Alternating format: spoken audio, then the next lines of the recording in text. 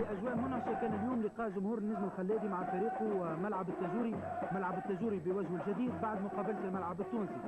إذا مصافحة أولى لجمهور بن خلاد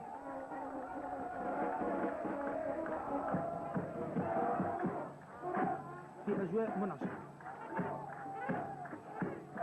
اليوم في بني خلاد هو يوم عيد، اللي الجمهور الخلادي اللي شاف الكثير من المصاعب خلال الموسم هذا، واليوم يحضر في الملعب نتاعو امام جمهوره، وهذا الملعب يعتبر حقيقة انجاز ومفخرة من مفاخر العهد الجديد. انجاز هذا الملعب معناتها كان في ضرب وجيز، وبالمناسبة نشكر في أول شيء سيادة الرئيس اللي أعطى الإذن بإنجاز هذا الملعب، ونشكر وزارة الإشراف ونشكر الولاية والسلطة المحلية والجهوية اللي حطوا كل جهدهم حتى أنجزوه في ظرف وجيز من الزمن. ومقابلة محيط قرقنة والنجم الرياضي الخلادي مقابلة صعبة، مقابلة للفريقين هي صعبة بما أنهم يحتلوا نفس الترتيب، وإن شاء الله تدور في كنف الروح الرياضية، وإن شاء الله الروح الرياضية هي اللي تنتصر في الواحد.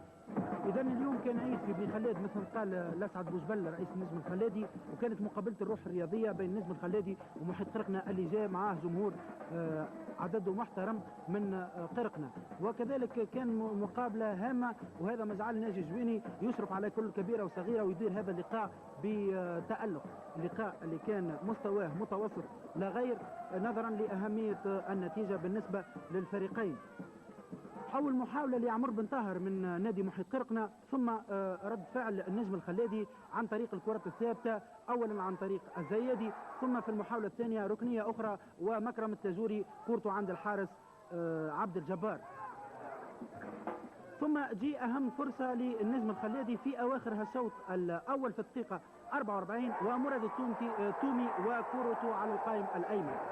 هذه أهم فرصة في الشوط الأول اللي انتهى بنتيجة 0-0.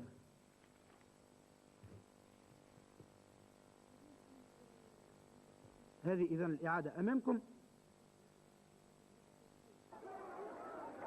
في حين أنه محيط قرقنة كان يعتمد على الهجمات المعاكسة، وهنا الدفاع يتدخل في آخر هذا الشوط الأول.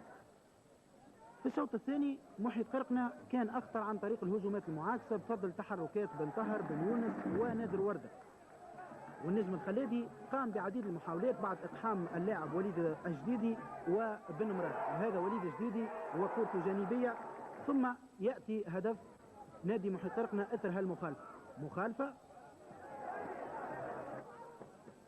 وكره ظلت تنتظر اللاعب عادل الاسود اللي انتهز الفرصه وضع الكره في شباك الحارس اليعقوبي. هدف ثمين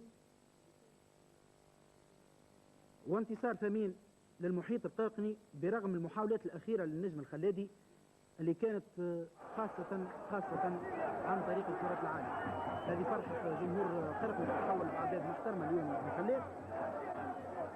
ثم المحاولات الأخيرة ومشراو الحارس متألق في كرات عالية، ثم مراد التومي في آخر محاولة للنجم الخلادي قبل ما ينتصر محيط قرقنة وتنتصر الروح الرياضية بهالحركة النبيلة اللي مشراوها بعد حين من جمهور النجم الخلادي اللي أصر على تحية فريق عرف كيف ينتصر. مش نلاحظوا هالحركة النبيلة.